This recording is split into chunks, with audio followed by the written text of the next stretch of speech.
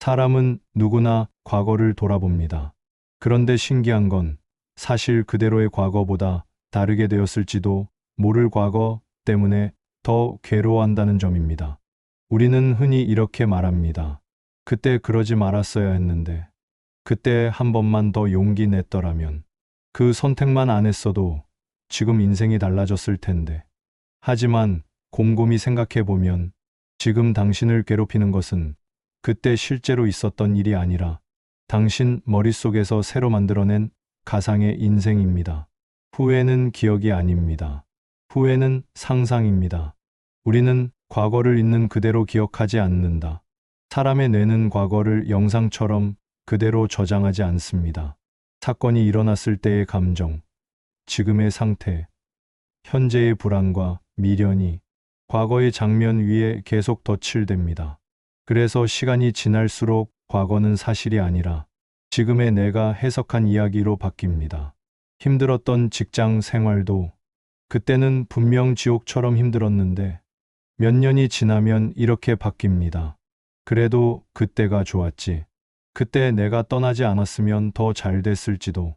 그때의 야근, 그때의 눈치, 그때의 불안은 지워지고 잘 됐을지도 모른다는 상상만 남는 것입니다. 후회는 항상 이렇게 만들어집니다.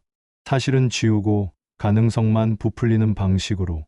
인간은 항상 가장 유리한 다른 선택만 상상한다.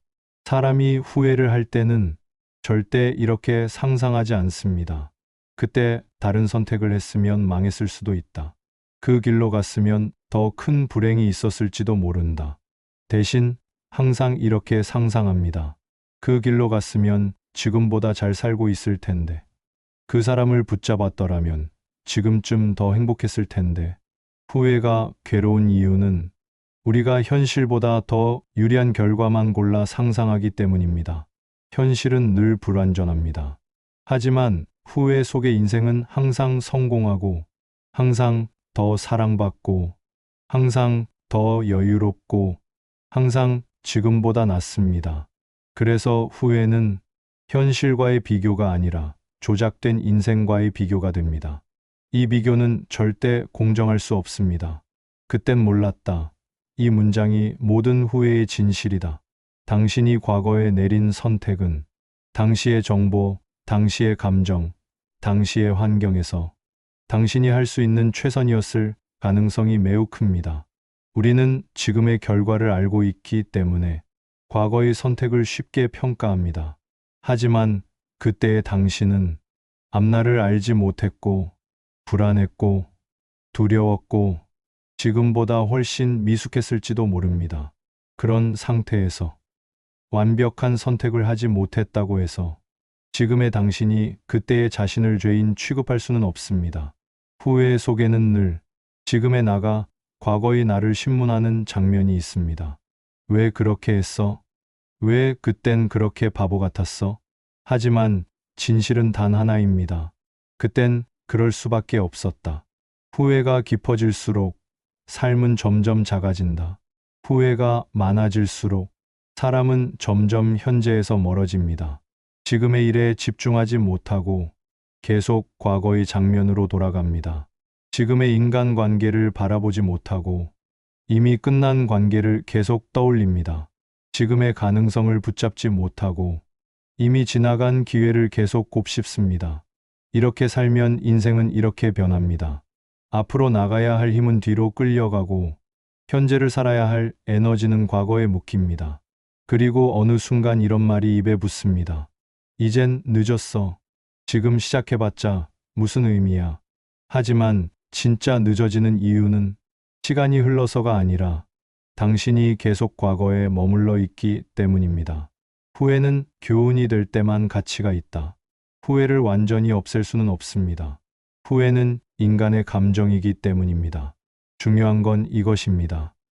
후회가 당신을 마비시키는 족쇄가 되느냐, 아니면 당신을 단단하게 만드는 교훈이 되느냐입니다. 같은 후회라도 이렇게 달라집니다. 그때 그러지 말았어야 했는데 끝없는 자책. 그래서 이제 나는 이렇게 살겠다. 방향, 설정.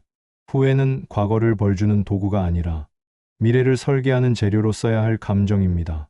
후회를 곱씹기만 하면 인생이 줄어들고 후회를 해석하면 인생이 자랍니다.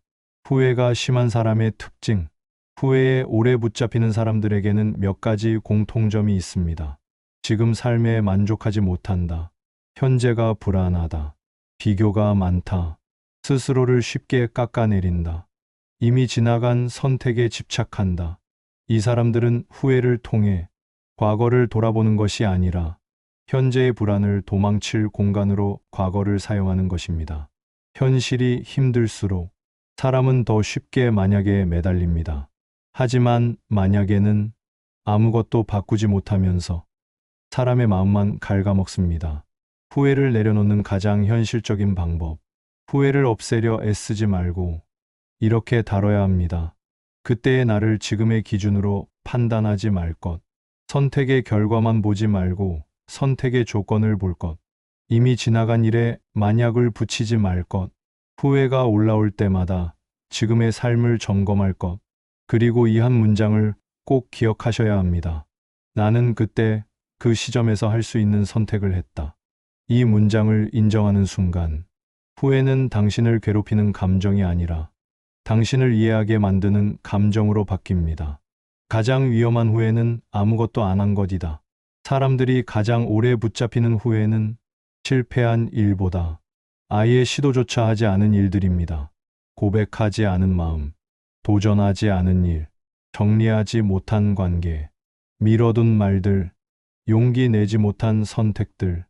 이 후회들은 시간이 갈수록 더 커집니다. 그때 했더라면 라는 생각은 하지 않은 선택이 만든 후회이기 때문입니다. 그래서 인생에서는 완벽한 선택보다 움직인 선택이 덜 후회된다는 말이 나옵니다.